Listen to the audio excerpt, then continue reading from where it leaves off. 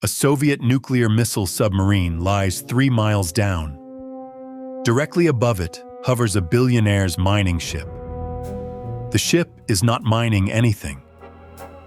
Beneath its hull, a mechanical claw is descending into total darkness, reaching for a wreck the Soviet Navy believes it has already lost.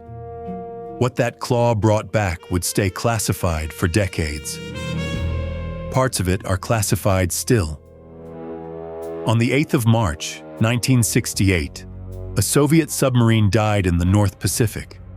Her name was K-129, a Golf II-class boat built to carry ballistic missiles, sailing from Kamchatka toward her patrol station.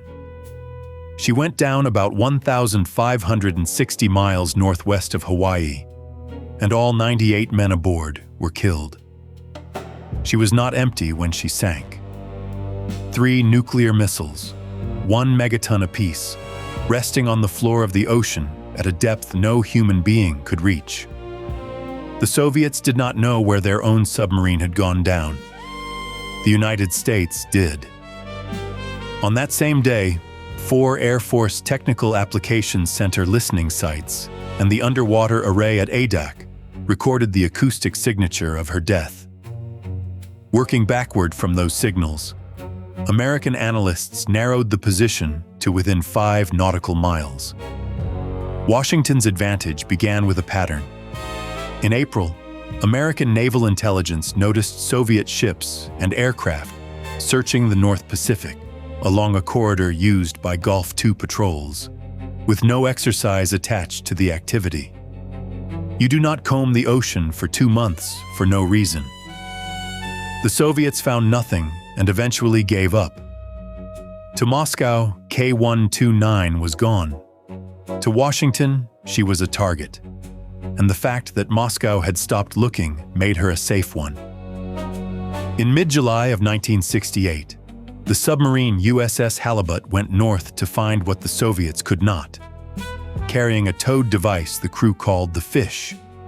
12 feet long, 2 tons, packed with cameras, strobes, and sonar, and built to survive pressure that would flatten an ordinary hull.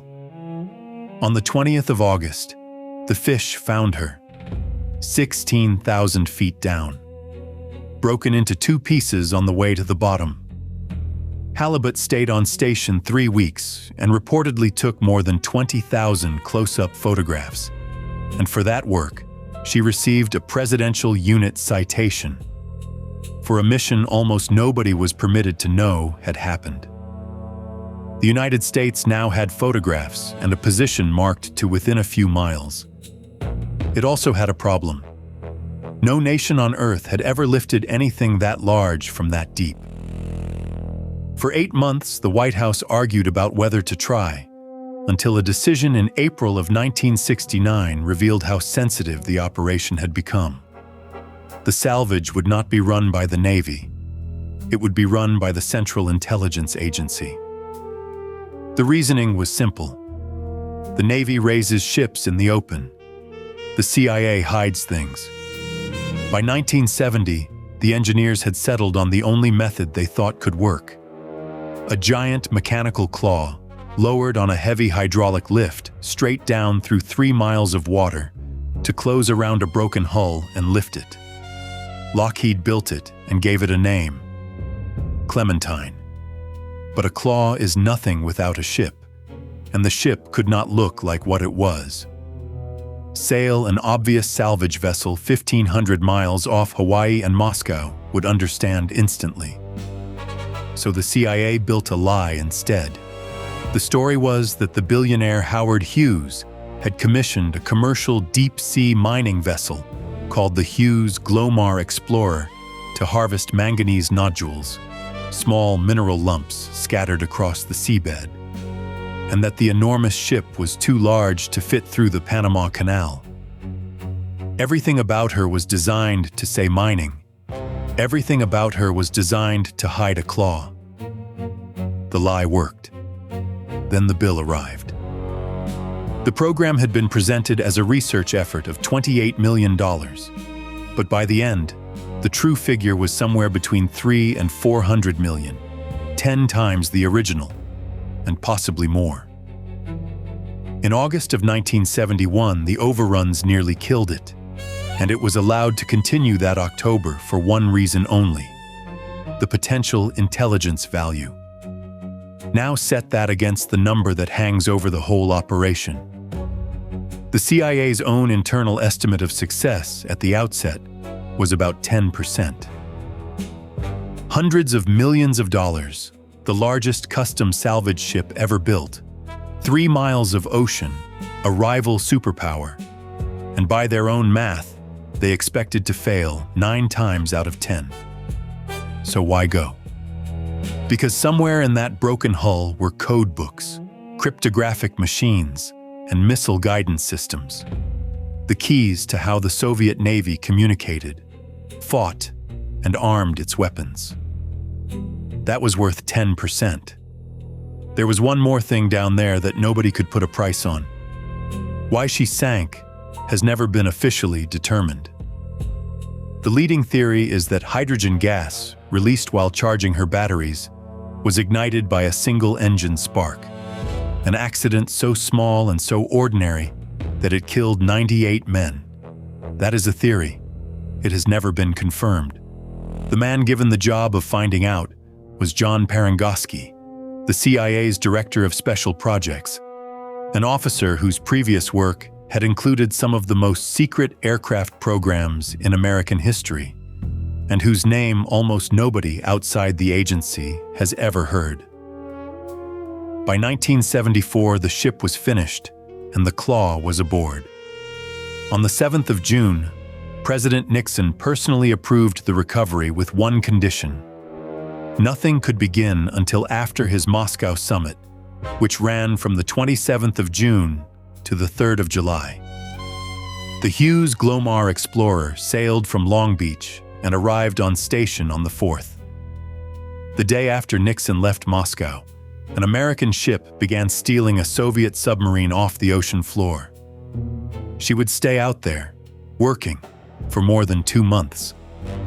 Clementine started down. Through the sunlit water, then the twilight, then the total dark. 16,000 feet, one pipe section at a time. And the most dangerous part of the operation was not the engineering, it was the company. At least 2 Soviet Navy vessels arrived at the worksite during the recovery. The ocean-going tug SB-10 and Chazma, a missile-range instrumentation ship built to track weapons and gather intelligence, circling on the surface while the Claw hung in the deep. The Claw was somewhere below, halfway down and gripping nothing. It could not be yanked up, and there was no way to hide what was happening quickly. When challenged by radio, the Glomar Explorer answered exactly as she had been built to answer. A deep ocean mining vessel, nothing more. And the Soviet crews, apparently satisfied, wished her well. They wished her well. A Soviet intelligence ship had inspected a strange American vessel loitering over the patch of ocean where K-129 vanished and sailed away with polite good wishes. Then, on the 18th of July, a new fear: a Soviet helicopter. If a helicopter put personnel aboard during active recovery, the operation was finished. There was no time for anything elaborate, so the mission director ordered crates stacked on the helicopter deck, a wall of cargo piled high, for one purpose: to make it physically impossible for anything to land. A $400 million operation, a Claw 3 miles down, a superpower circling on the surface. And the last line of defense was a stack of boxes on a helipad. Below all of it, Clementine reached the seabed, closed around the wreck, and began to lift. About halfway up, it failed. Part of the Claw gave way, and most of what it was holding fell back into the dark. The crew hauled up what remained. Roughly 40 feet of a 300-foot submarine came out of the water into the belly of the ship. 2 nuclear-tipped torpedoes, some cryptographic machines, The section that broke away is said to have held the code books and the missiles, the things they had spent 6 years and $400 million reaching for. And in the wreckage that did come up were the bodies of 6 Soviet submariners. Hold that. It becomes the last thing in this story. Azorian was not exposed by the Soviets, or by a spy, or by anything the CIA had planned against. It was exposed by a break-in. Just after midnight on the 5th of June, 1974, weeks before the Glomar Explorer reached the site, burglars entered the Los Angeles offices of Howard Hughes' Summa Corporation, tied up a security guard, and left with hundreds of pages of documents. Among them were papers describing the CIA's contract with Hughes, what the ship was, and what it was for. The agency and the FBI moved in, bringing Los Angeles police into negotiations with the burglars and reportedly using $1 million in federal money as bait, which meant that a growing number of people in Los Angeles now knew there was something extraordinary attached to that ship, and reporters in Los Angeles knew police. In early 1975, the Los Angeles Times ran the first fragment. That is when the story enters a phase that has no equivalent in modern journalism.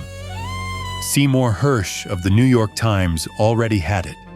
He had been working it since before the mission sailed, and the director of Central Intelligence, William Colby, personally asked him not to publish.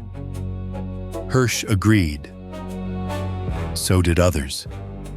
For months, several of the best reporters in the United States sat on one of the biggest stories of the decade because the head of the CIA had personally asked them to protect an operation that was already beginning to leak. Then Colby ran into someone who said no.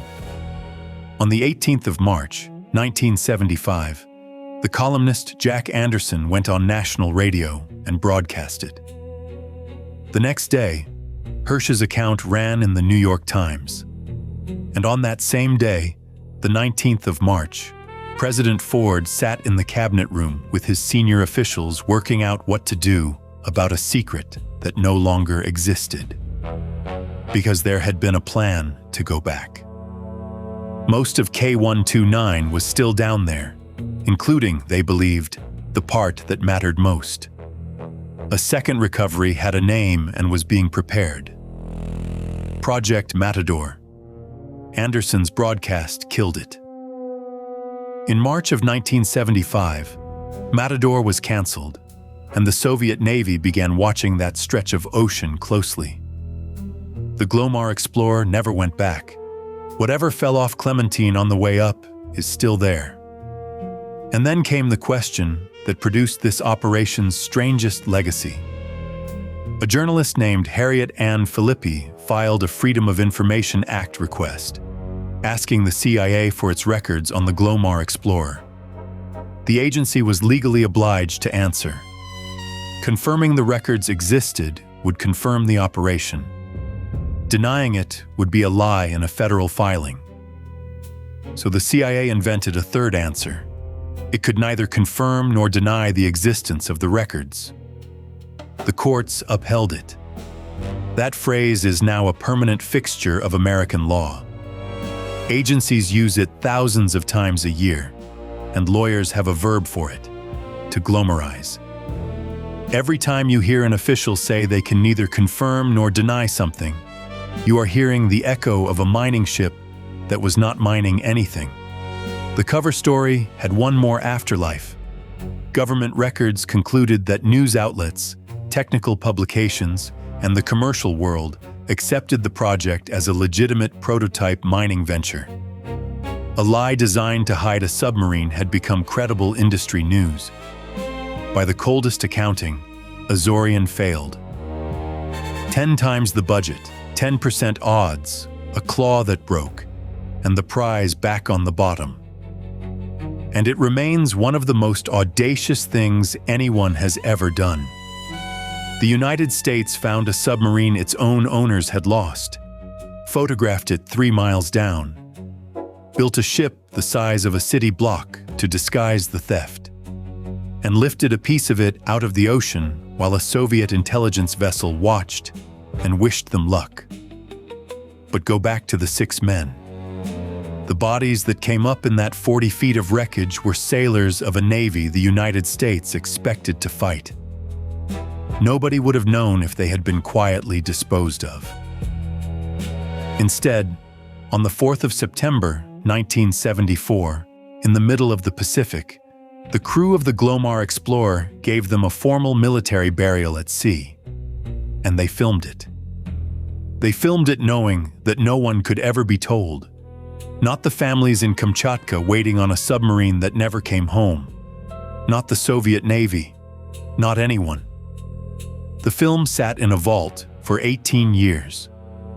Then, in 1992, with the Soviet Union gone, the director of Central Intelligence, Robert Gates, handed it to Boris Yeltsin. So the 6 men who went down with K-129 were buried twice. Once in secret, by the people who stole their submarine. And once again, publicly, when a country that no longer existed was finally shown the tape. A submarine that broke in 2 on the way down. A claw that broke on the way up. And between them, 3 miles of black water still holding everything the United States could not reach.